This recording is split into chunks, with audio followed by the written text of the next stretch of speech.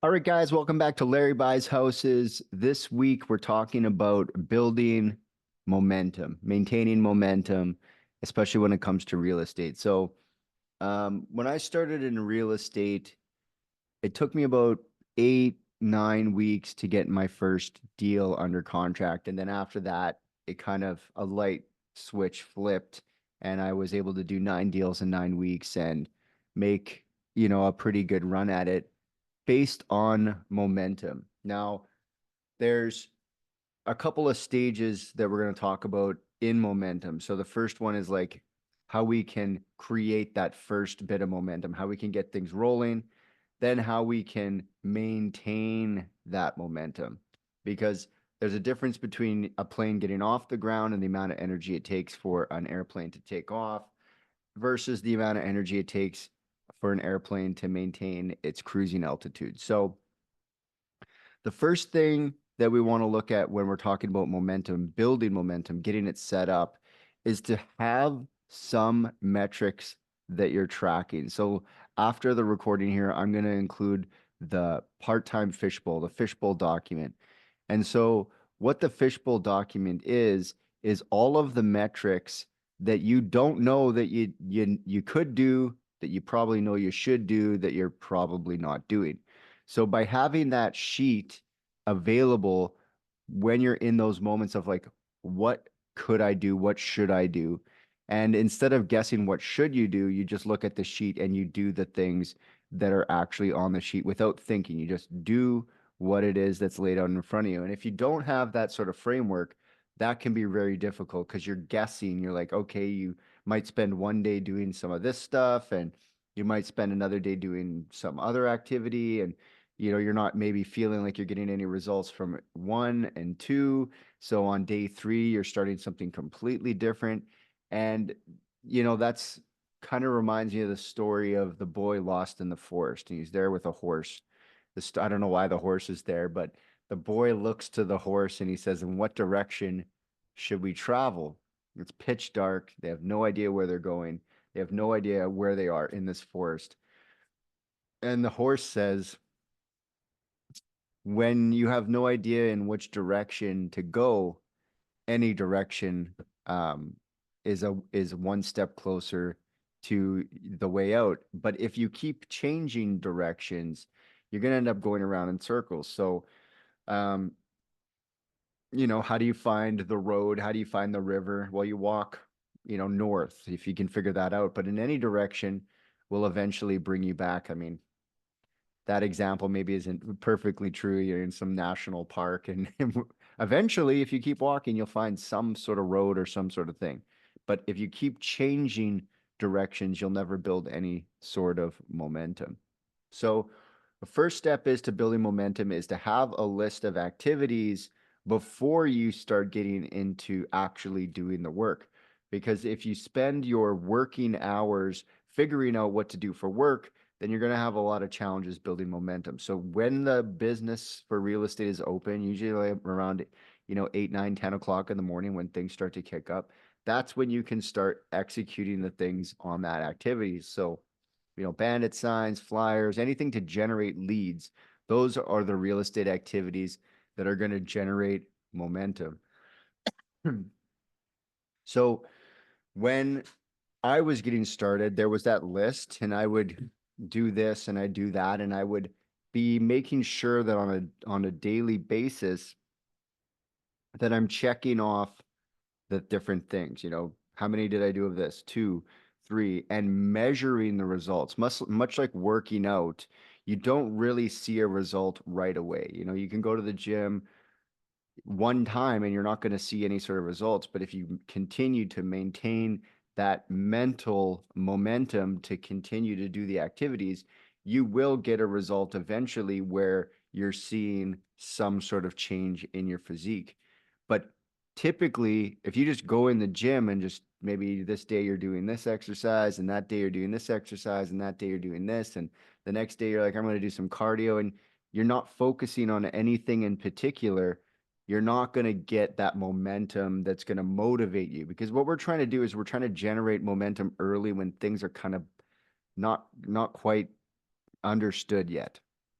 And so if we can generate that momentum through different activities that we know create leads, then we can carry that momentum when things start coming back. So with the different tracking, I would track my activities, Monday to Friday. And then week over week, I'd duplicate the spreadsheet and I'd fill it out, duplicate the spreadsheet, fill it out, duplicate the spreadsheet, fill it out. And I got to the point where I had done this for about 2 months straight. And, I've had some misses, didn't get that deal, didn't get that deal. This one slips through my hands. That thing goes like that way. But as I found the routine that would allow me to maintain that momentum, that's when things started to go. Because early on, they're like, okay, put some bandit signs up. All right, where? How? What's the best way to do it? And eventually you figure out those kind of shortcuts to figuring out exactly how to execute it. But early on, at least knowing and having a list of what to execute will help you start to build that momentum. And then once you've started to understand it, it's kind of like, again, with a workout routine, you can then go to the gym without any sort of real plan and you have that thing mostly memorized. You're like, okay, this, that, this, that, this, that, and you can get through the routine a little bit better, your form gets better, and you're also able to maybe collapse the time frame. It takes a little bit less time. So it was about 7 or 8 weeks of me doing that and my metrics getting better. I'd look at the last day and I'd say, okay, well, I didn't really do any of this. So tomorrow we definitely have to add that in there so that I could be a rounded player. I wasn't just doing one certain thing. I was doing a little bit of the whole list and a little bit more and a little bit more and a little bit more until I was getting results from the momentum I created. A lot of things, how many flyers. The other day, I had a call from a letter that I had delivered almost 3 years ago calling me back. And so when you look at the things that you can do to generate momentum, imagine I had thousands of letters out there just sitting around. This call comes back, this call comes back. One thing that, just as an aside, one thing I always tell people when they get my marketing message is, oh, I'm not, they say something like, oh, I don't think I'm going to sell for the next, 2, 3, 4, 5, 10 years. And I said, that's fine. Just put it with your property taxes, all your house files. And, I'd appreciate the opportunity when that time comes to make an offer. I don't know if I'm going to be the person who buys it, but I'd love the opportunity to bid on your property to see if I'm your guy. Now back to momentum. What then steals momentum from us? Well, the number one theft of momentum is usually complacency, where you're like, I don't need to go to the gym. It's easier to not do these activities. It's easier to do less than to continue doing. So consistency helps, but the momentum is positively reinforced when things start to hit. And so if you don't do enough activities early on and you're not consistent enough, you're not going to get the reward. It's not going to click in your brain like, oh, that actually works. You mean I could do that all the time and that actually works? I've had a lot of success recently with the marketing strategy that I'm doing. I think I got like 100% of all the people I dropped letters on yesterday call me back, and we've got a deal to look at on Friday. But Friday, when I was doing the letters, last week, I had a couple of days where, I put out a handful and I didn't really get that much. And so you have to be future pacing that momentum so that it does hit. And when it hits, it rewards you to go back to the thing and be like, okay, so the things I have been doing that didn't seem to be working are now working. Okay, now I can really dive in on this thing and really, like, maybe one thing's really hitting and you just go in on that, because ultimately how you get the results of being in shape or getting leads is really your approach, what works for you. Because again, the best gym to go to is the one you can get to there consistently. The best exercise is the one that you can do consistently and then build on that. So with the momentum, after I hit that 8-week mark, things started rolling. 1 deal, 2 deals, 3 deals, 4 deals, 5 deals, 6 deals, 7 deals, 8 deals, 9 deals, 9 weeks. I'm, finding something every week for almost 2 months.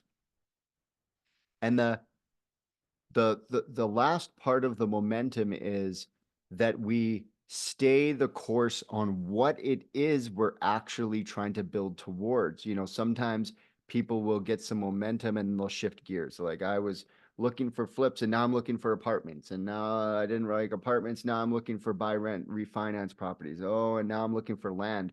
And it's like, the walking in circles. If you keep changing directions, you can never get far enough down the line for it to actually make a difference. So I always say, with any sort of, campaign, let's say you're like, I'm going to flip my first property.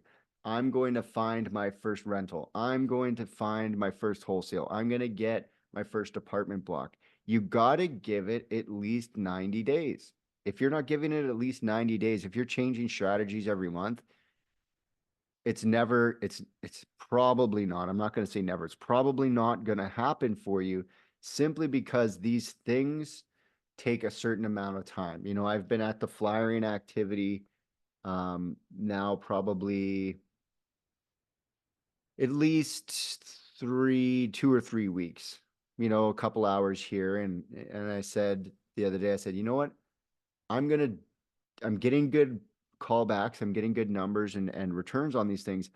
I'm going to expand the time I spend because I'm getting momentum. I'm getting the returns. The phones are ringing. We're getting deals coming through. We're getting things that have a lot of potential. So I'm like, okay, I'm just going to double the time. Instead of a couple of hours, I'm going to go to half of my day is spent just doing this activity. I think I started at about maybe 10 or 11 this morning, and I finished at about 4. So what is that? 11 to 12, 12 to 1, 1 to 2. It's like 4 or 5 hours. The neighborhood I was in wasn't super dense, so it was a lot of moving between properties.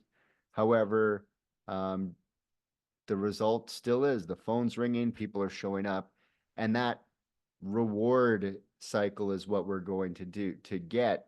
But we have to make sure we're doing at least a certain number of activities. Sometimes people will do 1 or 2 or 5 or 10 real estate calls, calling out to real estate agents, and that's probably not enough for it to matter. So what we want to do is expand that. Maybe we do 10 a day, maybe we do 20 a day so we can get a result. We want to get a result that actually rewards us.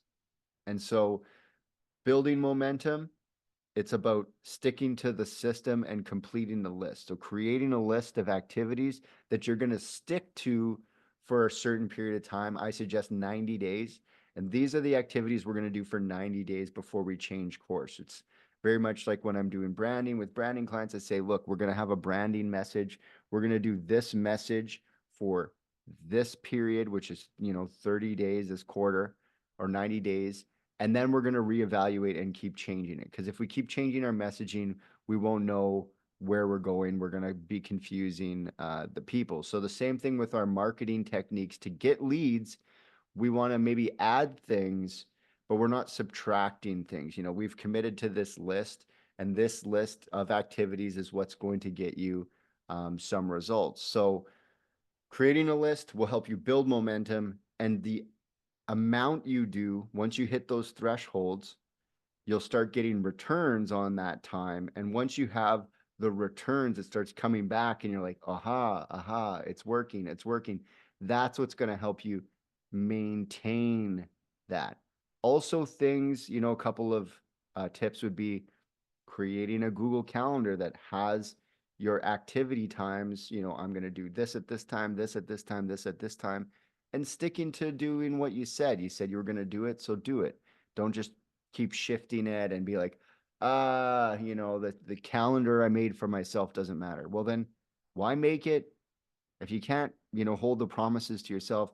How can you expect that the things you want are going to happen? So creating a plan, having that plan, sticking to it for 90 days so that the reward system starts kicking in, continuing beyond that so that it continues to go. And the momentum will come when the activities become second nature. And ultimately, you have to show up. If you're not showing up consistently every time, if you're taking days off, I had a conversation with someone the other day. I said, look, you don't have to be on your A game, but you can't take 4 days off a week. You have to at least, you can take 3 off maybe, but four is too much because that only leaves you 3 working days. And so, we want to maintain a consistent schedule, much like working out. If you don't make it consistent, you're not going to get a consistent result. So let me just check the list here. Okay.